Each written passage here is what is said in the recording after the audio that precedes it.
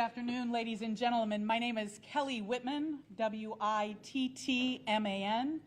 and I am the campaign manager for McCormick for Governor. Today we are going to take a moment to say a few things.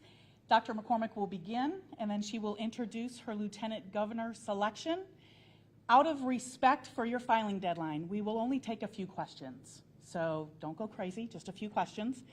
And then our expectation is you have my contact information, reach out to me, and we will schedule some one-on-one interviews and some opportunities to be with your network.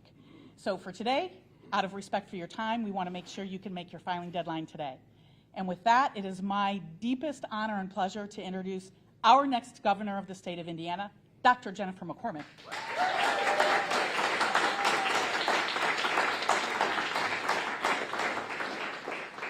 So first of all, I want to thank all of you for being here. It is truly our pleasure to be here at UAW with the AFL-CIO, and there are so many union partners present. Thank you, thank you. To all the press and the media, the role that you play in our state is critical, so we appreciate you being here as well. To everyone in attendance, thank you for your support. So appreciate all of you also being here.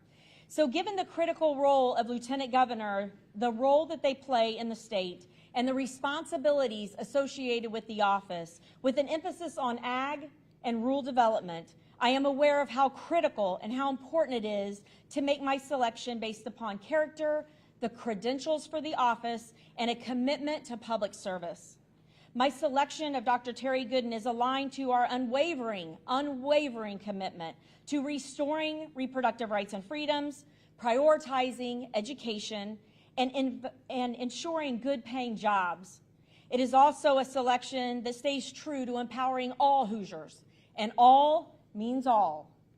As a ticket, we are committed to bringing back common sense, civility, and bipartisanship, while focusing on issues that are impacting our daily lives.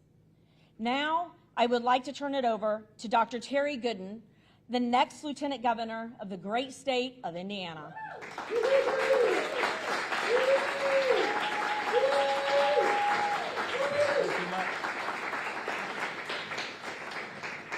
Oh, wow, thank you.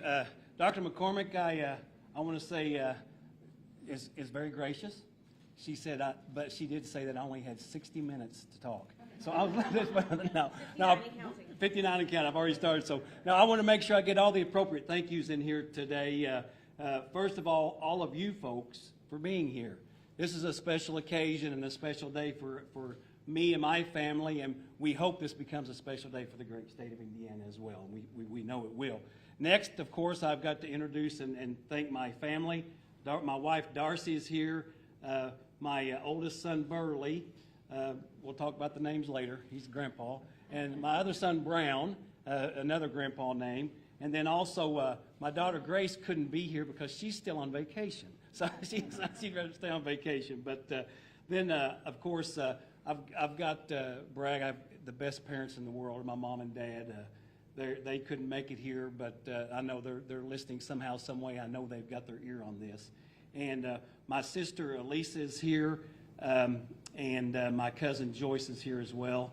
And we are all one big family, and we are excited, and we want to make good for what's good for Indiana. So finally, I want to thank Dr. McCormick, the next governor of the great state of Indiana. Can you say that?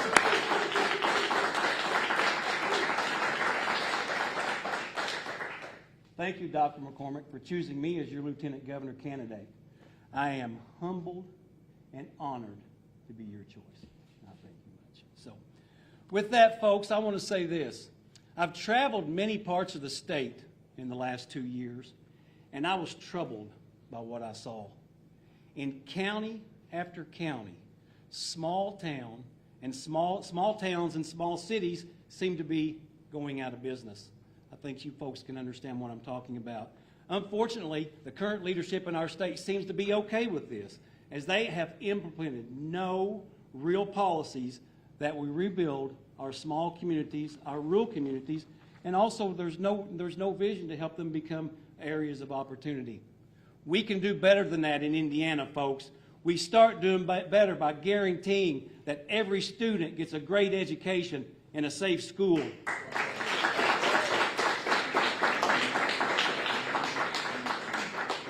Thank you. We start by doing better by recognizing that a world-class education leads to great paying union jobs, folks.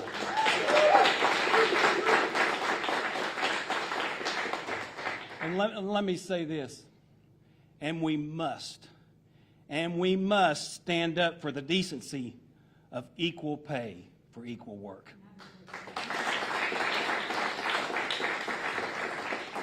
Folks, hear me when I say this, because I want this to be very clear. No Hoosier should work a full-time job and still live in poverty.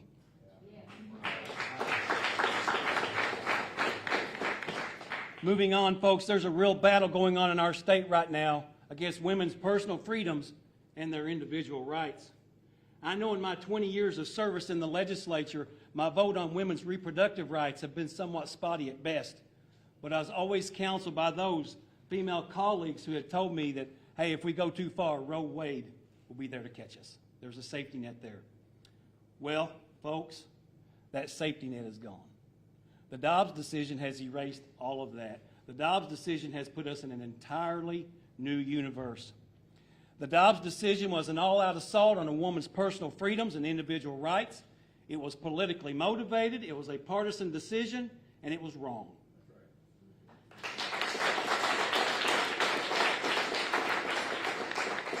As defenders of individual rights and personal freedoms and plain old common sense, folks, we must do everything we can to restore the rights of women to make decisions about their own body.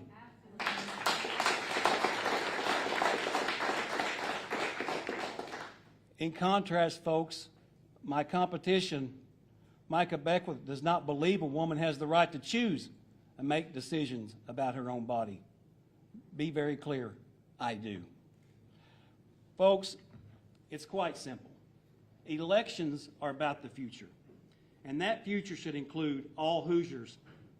I promise you the McCormick Gooden administration will leave no one behind. Where there is wrong, our administration will work to make it right. Where there is injustice, our administration will fight for justice. And where there is hurt, our administration will help to heal it. I will start that healing today by telling you this. In 2011, I voted against allowing gay couples to get married in our state. At that time, I did not realize with that vote I had totally dehumanized, demeaned, and hurt thousands of Hoosiers. I'm person enough to stand here and say I am sorry for that. I caused that hurt on so many Hoosiers.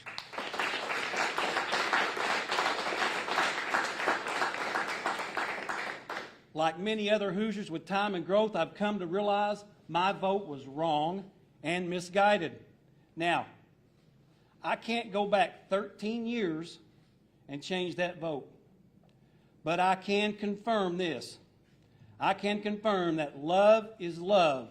And if two people want to affirm that love with marriage, they should have the right to do so in the great state of Indiana.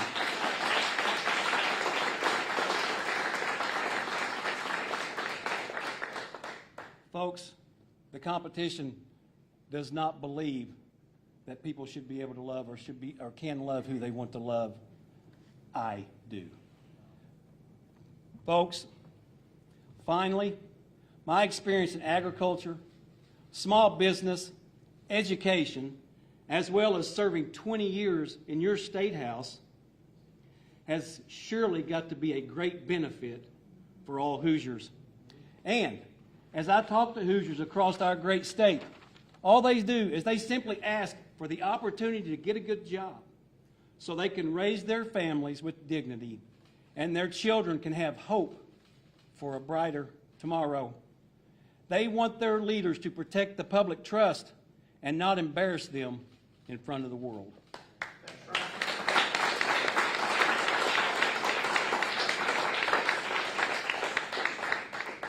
Folks, this vision I just described is the Hoosier cause. And let me tell you today, the Hoosier cause is the Democrat cause. It's a cause built on the foundation of equality, hard work, good schools, and more importantly, hope. In closing, folks, it's very simple. Very simple. This race we're getting ready to undertake is between those who have a vision for a great future for our state, or those who simply want to be stuck in the past. It's between those who see the future as a friend against those who see a future as their foe. It's between those who want to use government service to advance the quality of life for everyone in our state, against those who want to advance the quality of life for only a few folks in our state. And it's between those who want to extend the hand of compassion to the elderly, the sick, and our veterans, against those who don't. The choice for a better Indiana is simple, folks.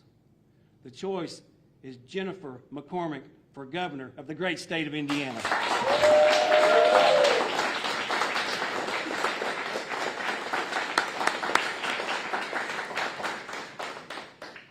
You know, John F. Kennedy, one of my favorites, once said, and I'm going to read this so I'll make sure I get this word for word because it's so important. John F. Kennedy once said, "Change is the law of life, and those who look only to the past or present are certain to miss the future." As public servants, we must have for ourselves and allow in our fellow citizens the space and the grace for people to grow in their beliefs. Folks, join me in creating a better Indiana and voting for McCormick Gooden for governor and lieutenant governor of the great state of Indiana.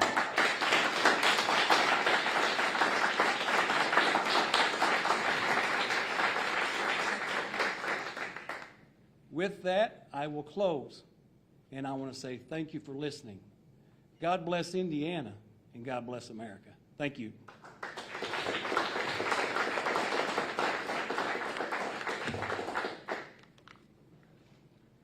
With that, as Kelly mentioned, we will take a few questions. Jennifer, what is your message to progressives in your own party, the base, who are already skeptical of you as a former Republican, having now picked one of the most conservative former members of the Indiana House of Representatives? Yeah, you know, the party has been great and welcoming to me, and they have been great and welcoming on this message.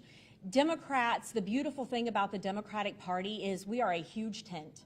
And in that big tent comes a lot of ideas and a lot of opinions and a lot of big hearts and a lot of big personalities. And just like a family, we will come together because that's what we do.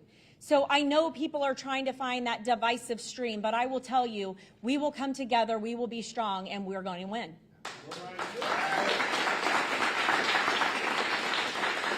Yeah. Two other Democrats have filed separately to run for lieutenant governor. How worried are you about this going to a second ballot at a minimum, if not all the way? You know, I respect anyone who does that. I mean, that's the process. I mean, we saw that on the Republican side as well, so we respect that. We are committed to making sure we're doing the work that we need to do on our end and take that responsibility to get this ticket through. Is choosing a conservative Democrat as a running mate going to force you to spend time and resources on winning people over in your own party as opposed to just winning over folks on the other side? We're committed to all Hoosiers. And when Dr. Gooden said all means all. So we're traveling 92 counties. We're talking to Democrats, Republicans, independents. We're spending a lot of time with all Hoosiers.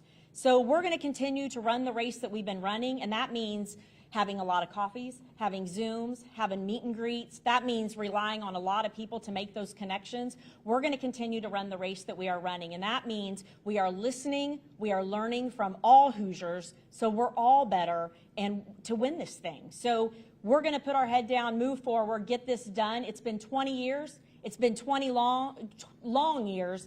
We've all seen what happens under a supermajority of a party, and it's not good for a state. We have to have a balance, and that's what we're going to bring to the state. People are also looking for, they don't want fear and chaos. And the Democratic Party doesn't want fear and chaos. We've been singing that song for a while now. We want common sense, civility, bipartisanship. And this is an example of how we're going to get this done. Dr. McCormick, you said earlier this week it would be nigh impossible to outrace the Republican Party. How does today's decision Yeah, big donations are welcomed. So if they are. So we know what we're up against with fundraising. We're going to continue to work the phones, have events, rely on folks. We're also pulling a lot of Republican support already after last weekend's announcement. So we know fundraising is difficult in every state across the party line. It's tough. So I'm not going to sugarcoat it, but we will continue to do what we need to do for fundraising to be competitive. One more question. Also, do you think today's decision will get some of those high-rated donors back? I know you said earlier this week that was a bit of a struggle. Yeah, I mean, that's the goal, right? Anytime you pick someone who's your running mate, you're hoping that will help in a lot of spaces, and that is one of them that we obviously, know we need work in fundraising. We'll continue to make our efforts there, and I do certainly think this will help. Yes. Thank you, ladies and gentlemen. That was the last question. Thank you. You all have a great afternoon and a great evening. Thank you.